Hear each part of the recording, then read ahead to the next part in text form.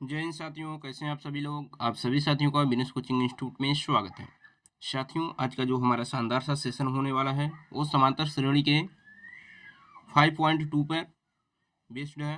तो इसलिए आप वीडियो को पूरा अंत तक देखें, वीडियो को बिल्कुल भी स्किप ना करें, क्योंकि आप अधूरा ज्ञान लेकर परीक्षा में अच्छे अंक प्राप्त नहीं कर सकते। इसलिए आप कंप्लीट देखेंगे, कंप्लीट नॉलेज मिलेगा और सवाल को सोल्व कर सकते हैं। तो यहाँ पर कुछ क्वेश्चन दिए गए हैं। सबसे पहले हम उन क्वेश्चनों को कैसे सॉल्व करते हैं उस पर बातें करेंगे। देखिए, ये एनसीईआरटी बुक है और एनसीईआरटी बुक के जो पहले क्वेश्चन है वो कुछ इस प्रकार हैं कि पहले क्वेश्चन का ए, इसमें दिया गया है कि निम्नलिखित सारणी में रिक्त स्थानों को भरिए जहां एपी का प्रथम पद ए, सार्वंतर डी और यनवा पद एन है। अब यहाँ पर कुछ सवाल दिए गए हैं, जिसमें पहला सवाल ये है कि ए इक्वल टू 7 क्या है। ए इक्वल टू 7 दिया गया है, डी इक्वल टू 3 दिया गया है और एन इक्वल टू 8 दिया गया है। इसमें आपसे एनवा पद पूछा है और एनवा पद का फार्मूला, जिसे हम टी एन या ए एन करके पढ़ते हैं, उसके लिए हमने फार्मूला बताया है। ए एन इक्वल टू क्या होता है, A plus N minus 1 into D. ठीक है ना। अब आपको ए एन का वैल्यू निकालना है, यानी एनवा पद निकालना है। अब ए का वैल्यू क्या है 7 प्लस एन का मान क्या है 8, तो 8 माइनस 1 और डी का वैल्यू क्या है 3।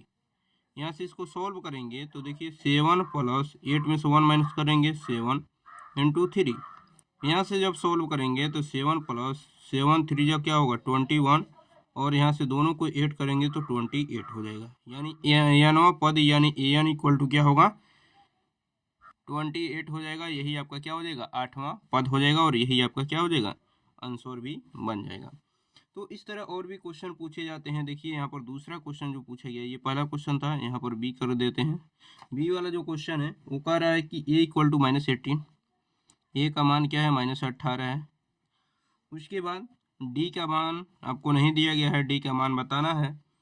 एन का मान दिया गया है 10, एन का मान 10 हो जाएगा और ए एन का वैल्यू 0 दिया है। कितना दिया है ए एन का value, A N equal to 0। इसको कैसे सॉल्व करेंगे, ए एन का वैल्यू जब 0 दिया होगा तो फार्मूला क्या है, ए एन इक्वल टू क्या होता है A plus N minus 1 into D.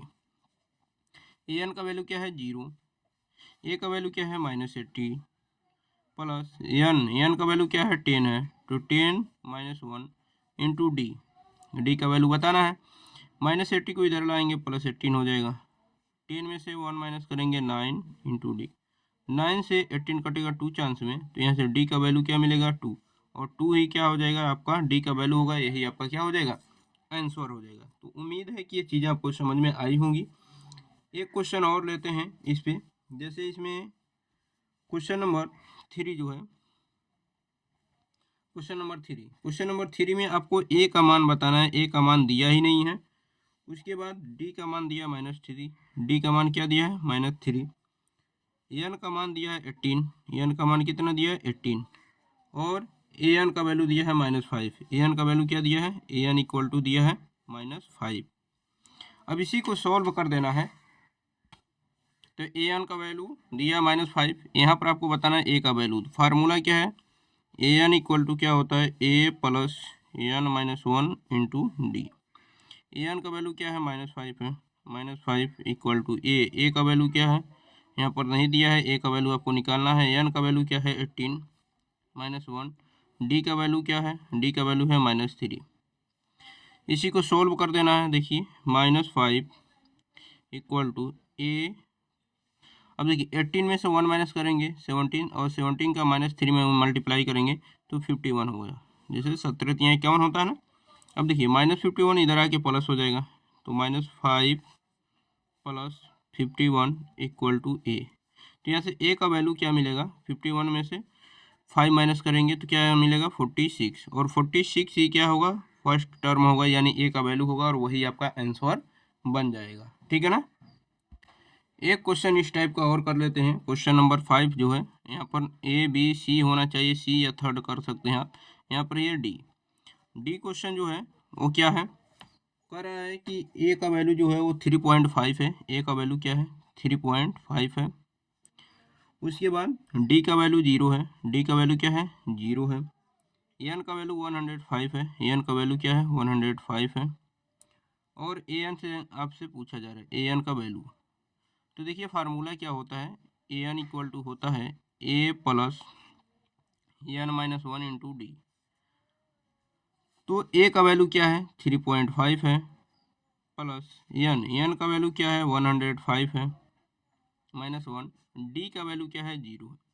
यहाँ देखिए 3.5 प्लस ये माइनस करेंगे तो 104 होगा इंटू 0। 0 से किसी भी नंबर में आप जब मल्टीप्लाई करते हैं तो वैल्यू क्या होती है 0 हो जाती है। ये पूरा 0 हो गया, तो 3.5 में 0 ऐड करेंगे तो 3.5, यानी यही आपका ए एन का वैल्यू होगा। जो आपका फर्स्ट टर्म है वही आपका क्या होगा लास्ट टर्म होगा, क्योंकि जब डिफरेंस नहीं रहेगा तो श्रेणी आगे नहीं बढ़ेगी। ठीक है ना। इसके बाद कुछ अगले क्वेश्चन दिए गए हैं, उन पे हम डिस्कशन कर लेते हैं, क्योंकि बहुविकल्पी क्वेश्चन भी आपके बनते हैं और 20 नंबर बहुविकल्पी आने ही आने हैं, इसलिए बहुविकल्पी के क्वेश्चन भी कुछ दिए गए हैं, उस पर हम डिस्कशन करते हैं। ठीक है। यहाँ दूसरा क्वेश्चन जो दिया गया है, निम्नलिखित में से सही उत्तर चुनिए और उसका औचित्य दीजिए। तो सही उत्तर आपको बताना है।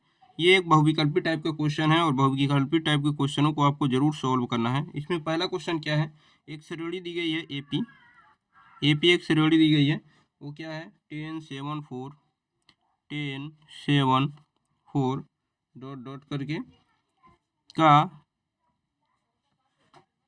30वां पद है, का 30वां पद है।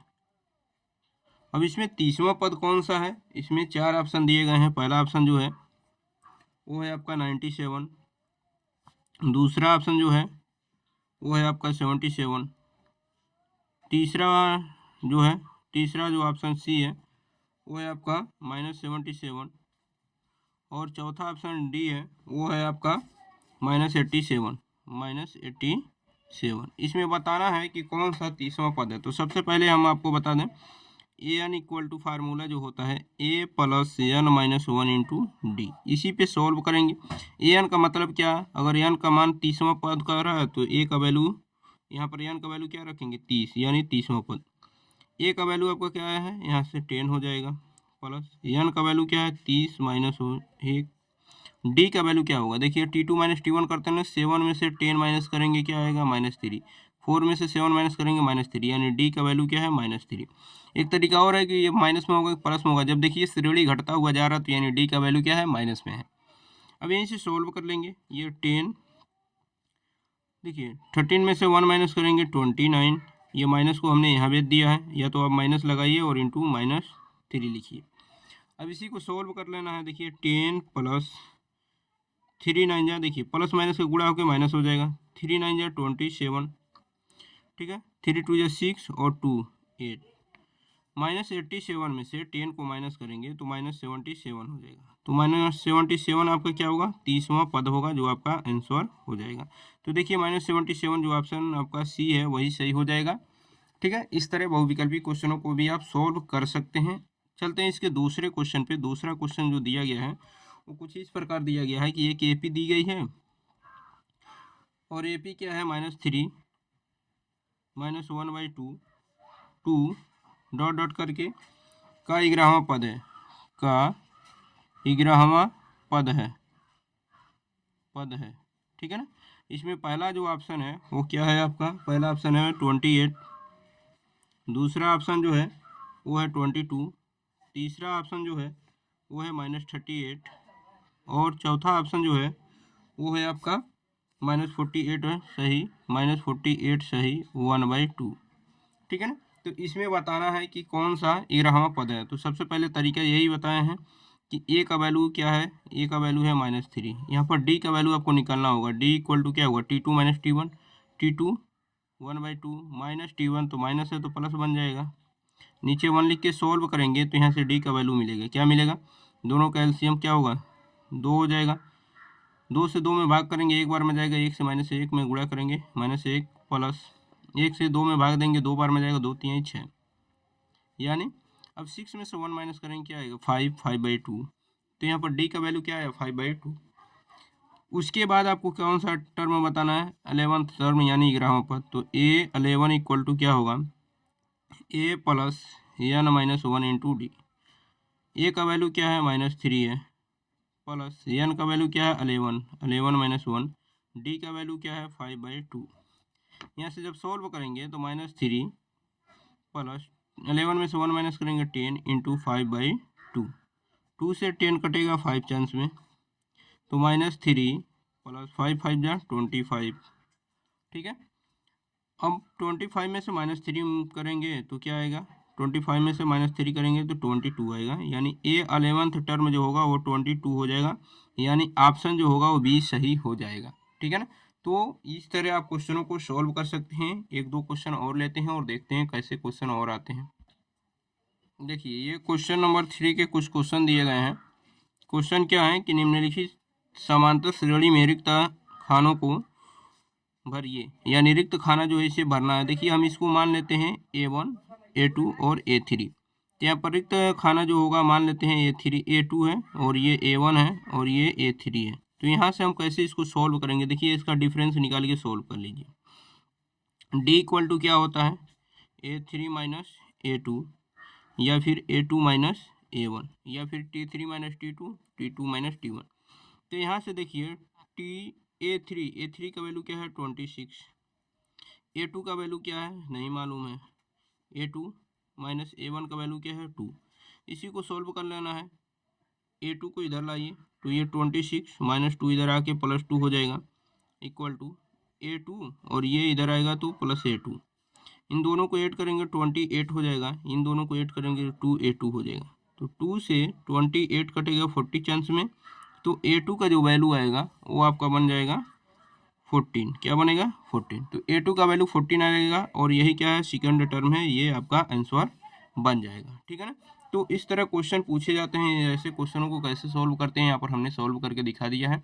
वीडियो कैसा लगा आप लोग कमेंट बॉक्स में जरूर बताइएगा। जो लोग चैनल पे नए हों चैनल को जरूर सब्सक्राइब करें। मिलते हैं नेक्स्ट वीडियो में, तब तक के लिए अपना ख्याल रखिए, धन्यवाद।